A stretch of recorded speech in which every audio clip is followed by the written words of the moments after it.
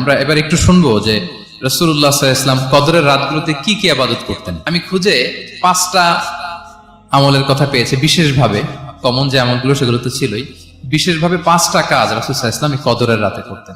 1 নম্বর কাজ হচ্ছে তিনি সারা রাত জেগে ইবাদত করতেন এবং পরিবারের লোকদেরকে ঘুমোতে দিতেন না, উঠিয়ে দিতেন।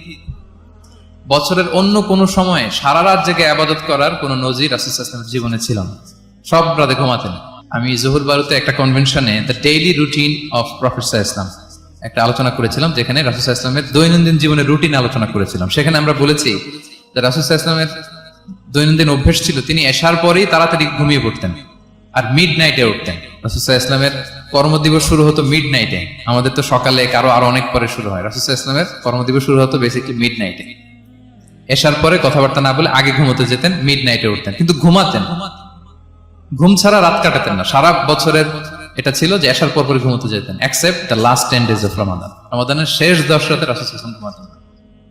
এই 10 দিনের ব্যাপারেই পাওয়া যায় সারা রাত জেগে তিনি ইবাদত। আম্মা জান আয়েশা রাদিয়াল্লাহু তাআলা আনহা বলেন, ইযা দাখালাল আশরু আহিয়াল লাইলা ওয়া আইখাযা আহলা ওয়া জাদ্দা ওয়া শাদ্দাল মিজার। রমাদানের শেষ দশক যখন আসতো রাসূল সাল্লাল্লাহু আলাইহি ওয়াসাল্লাম সারা রাত জেগে ইবাদত করতেন। পরিবারের সদস্যদেরকে জাগিয়ে তুলতেন, স্ত্রীদের ঘুমাতে দিতেন না, জাগিয়ে তুলতেন। ফাতেমা রাদিয়াল্লাহু তাআলা আনহার ঘর পাশেই ছিল, তাদেরকে যে জাগাতেন এবং নিজে সারা রাত ইবাদত করতেনই।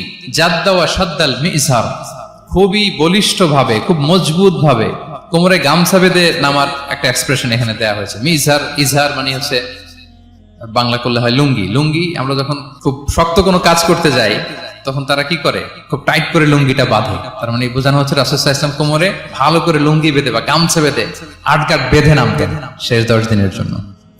এই সময় তিনি মানে কাউকে কেমন যেন চিনতেন না, সবসময় ইবাদতে মগ্ন থাকতেন।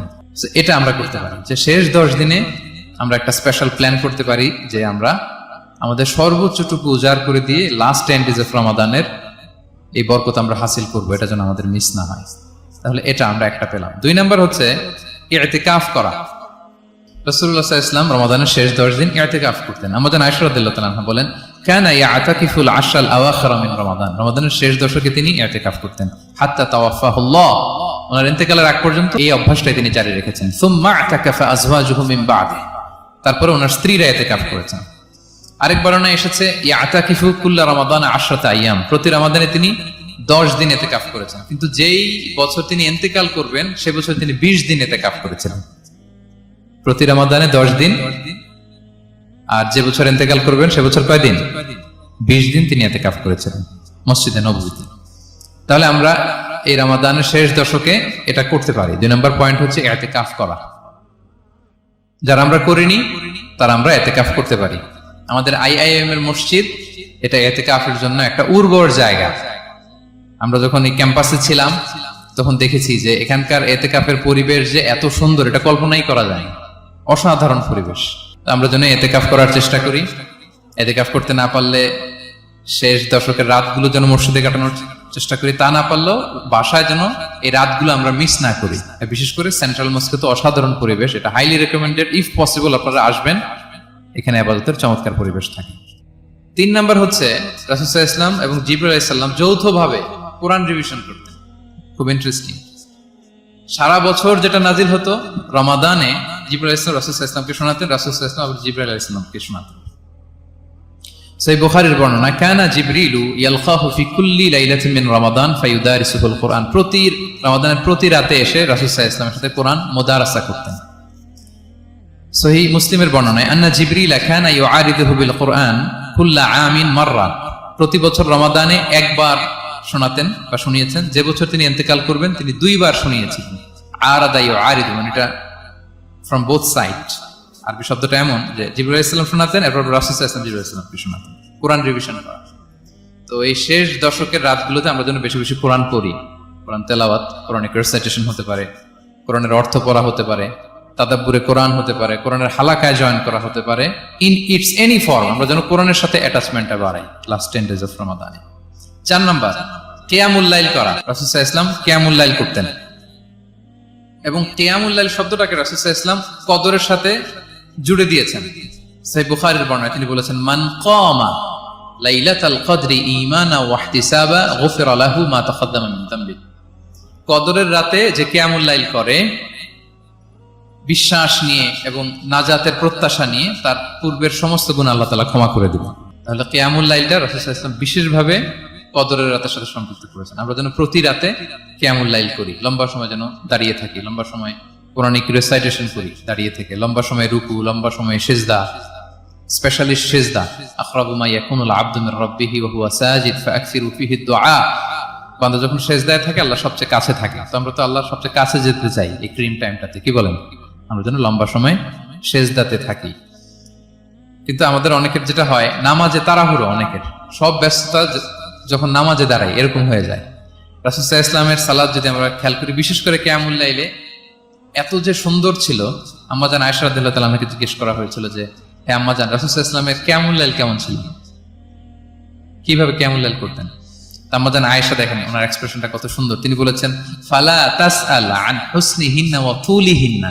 রাসূল সাল্লাল্লাহু আলাইহি ওয়াসাল্লামের কিয়াম যে কত সুন্দর ছিল, কত লম্বা ছিল, আমায় জিজ্ঞেস করো না, আমি বলতে পারবো না। আমরা অনেক সময় যখন খুব বেশি চমৎকার কিছু হয় তো আমরা কি বলি, ভাই এত সুন্দর ছিল, আমি বোঝাতে পারবো না। এরকম বলি না যে এত অসাধারণ, আমি বলে বোঝাতে পারবো না? বাংলাতেও কিন্তু আমরা বলি এত চমৎকার, বলে বোঝাতে পারবো না, শব্দের গুণনে, ভাষার গুণনে আমি ফুটিয়ে তুলতে পারবো না। আমাদের আয়েশা এটাই বলেছিলেন, ফালা তাসআল আন হুসনিহিন্না ওয়া তুলিহিন্না। রাসূল সাল্লাল্লাহু আলাইহি ওয়াসাল্লামের রাতের নামাজ কিয়ামুল লাইল যে কত সুন্দর ছিল, কত দীর্ঘ ছিল, লম্বা ছিল, আমায় জিজ্ঞেস করো না, আমি বলে বোঝাতে পারবো না। সুবহানাল্লাহ, আলহামদুলিল্লাহ। আমরা যেন লম্বা সময় কিয়ামুল লাইল করি। আমাদের আয়েশা রাদিয়াল্লাহু তাআলা আনহা আরো বলেন, কানা ইয়াকুমু মিনাল লাইলি হাত্তা তাতাফাত্তারা কদামা। এত দীর্ঘ সময় দাঁড়িয়ে থাকতেন, থাকতে থাকতে ওনার পা ফুলে যেত, পা দুটো ফুলে যেত। আপনিও দীর্ঘ সময় দাঁড়িয়ে দেখেন যে পায়ে ঝিম ধরে যাবে, পা ফুলে যাবে, এটা করতেন রাসূল সাল্লাল্লাহু আলাইহি ওয়াসাল্লাম। তো আমাদের আয়েশা বলেন, ইয়া রাসূলুল্লাহ লিমা তাসনাউ হাযা ওয়া কদ গুফিরা লাকা মা তাকাদ্দামা মিন যামবিকা মা তাআখার। আপনি এত কষ্ট কেন সহ্য করেন নিজের দেহের উপরে? আপনার তো আগের পরের সব গুনাহই মাফ। আদতে তো রাসূল সাল্লাল্লাহু আলাইহি ওয়াসাল্লামের গুনাহই নেই, তিনি নিষ্পাপ। এত কষ্ট কেন করেন? আপনার আগের পরের সবই তো মাফ করে দেয়া হয়েছে, কেন করেন? রাসূল সাল্লাল্লাহু আলাইহি ওয়াসাল্লাম উত্তর করেছেন, আফালা উহিব্বু আন আকুনা আবদান শাকুরা। আয়েশা, আমি কি শুকরগুজার বান্দা হতে পছন্দ করব না? আল্লাহ তাআলা আমাকে তার রহম এবং করমে সব মাফ করে দিয়েছেন, কিন্তু আমি কি শুকরগুজার হব না? আমি কি আমার রোলটা প্লে করব না? আমি কি নিজেকে সঁপে দেব না আল্লাহ তাআলার কাছে জায়নামাজে? তো এটা ছিল সংক্ষেপে রাসূল সাল্লাল্লাহু আলাইহি ওয়াসাল্লামের কিয়ামুল লাইলের ধরন। এভাবে তিনি দীর্ঘ সময় কিয়ামুল লাইল করতেন, আমরা যেন এটা করি। 5 নম্বরে রাসূল সাল্লাল্লাহু আলাইহি ওয়াসাল্লাম দোয়া করতেন। এই কদরের রাতগুলোতে খুব বেশি বেশি দোয়া করতেন। দোয়া নিয়ে আমরা একটা জুমার খুতবা দিয়েছিলাম, সেখানে আমরা বলেছিলাম যে দোয়া হতে হবে খুব আন্তরিক দোয়া, রোবোটিক দোয়া যেন না হয়। আপনার আবেগ, ভালোবাসা, মনের মাধুরী মিশিয়ে, চোখের পানি মিশিয়ে, অশ্রু সিক্ত করে এই দোয়াটা করতে হবে, তাহলে সে দোয়া আল্লাহর কাছে কবুল হবে। আমরা যেন আমাদের ভাব, আবেগ সব ঢেলে দিতে পারি আমাদের দোয়াতে, আমাদের সিজদায়, আমাদের কিয়ামুল লাইলে। এবং যে কোনো ভাষায় কোরআনিক দোয়াগুলো রেকমেন্ডেড, হাদিসের মাসুরগুলো রেকমেন্ডেড। তাছাড়া আপনার নিজের ভাষায় আপনার কি চাওয়া, আপনার কি আকাঙ্ক্ষা, আপনার মনের কষ্ট, যাতনা সবকিছু আপনি আল্লাহ তাআলার কাছে পেশ করুন। আম্মা জান আয়েশা জিজ্ঞেস করেছিলেন, ইয়া রাসূলুল্লাহ, আমি যদি কদর পেয়ে যাই আমি কি বলবো এ রাতে? মা আদউ, কি দোয়া করব? রাসূল সাল্লাল্লাহু আলাইহি ওয়াসাল্লাম বললেন, তাকুলিন, আয়েশা তুমি বলবে, আল্লাহুম্মা ইন্নাকা আফুউন তুহিব্বুল আফওয়া ফাআফু আন্নি। আয়েশা তুমি যদি কদরের রাত পেয়ে যাও এটা বলবে, হে আল্লাহ আপনি ক্ষমাশীল, আল্লাহ আপনি ক্ষমাকে পছন্দ করেন, আল্লাহ তাই আপনি আমায় ক্ষমা করেন। হে আল্লাহ আপনি ক্ষমাশীল, আপনি ক্ষমাকে পছন্দ করেন, আল্লাহ আপনি আমাকে ক্ষমা করেন। এই দোয়াটা আমরা যেন বেশি বেশি করি। আমার সাথে সাথে সবাই একটু পড়ুন মেহেরবানি করে, আল্লাহুম্মা ইন্নাকা আফুন তুহিব্বুল আফওয়া ফাআফু আন্নি। আল্লাহুম্মা ইন্নাকা আফুন তুহিব্বুল আফওয়া ফাআফু আন্নি। হে আল্লাহ আপনি ক্ষমাশীল, আপনি ক্ষমা করাকে পছন্দ করেন, আল্লাহ আমাকে ক্ষমা করেন। আমরা আমাদের নিজেদের ভাষায় অনেক দোয়া করতে পারবো, কিন্তু রাসূল সাল্লাল্লাহু আলাইহি ওয়াসাল্লামের শেখানো দোয়াগুলো এটা হচ্ছে মানে very precise in wording but comprehensive in meaning. এটার অর্থ, এটার আবেদন এটা অনেক বেশি। আমি অনেক 10টা-20টা বাক্য বলে এত সুন্দর কথা মিলাতে পারবো না। রাসূল সাল্লাল্লাহু আলাইহি ওয়াসাল্লাম যেটা শিখিয়ে দিয়েছেন, আগে আল্লাহর প্রশংসা করলাম, আল্লাহ আপনি ক্ষমাশীল, আবারও প্রশংসা, আল্লাহ আপনি তো ক্ষমা করাকে পছন্দ করেন। যেটা আপনি পছন্দ করেন না ওইটা তো চাচ্ছেন, যেটা আপনার পছন্দ, যেটা আপনি করতে ভালোবাসেন, গাফিরিয যামবি ওয়া কাবিলিত তাওব, আপনি ক্ষমা করাকে পছন্দ করেন, তওবা কবুলকে আপনি পছন্দ করেন, তো সেটাই তো চাচ্ছি আপনার কাছে। আপনি আমার তওবা কবুল করুন, আল্লাহ আপনি আমাকে ক্ষমা করুন। So, এই দোয়াটা প্রত্যেক রাতে যেন আমরা বেশি বেশি করি সম্মানিত সুধী। এবং এই যে রিমাইন্ডার গুলো শুনলাম, এটা রমাদানের পরেও যেন আমরা অব্যাহত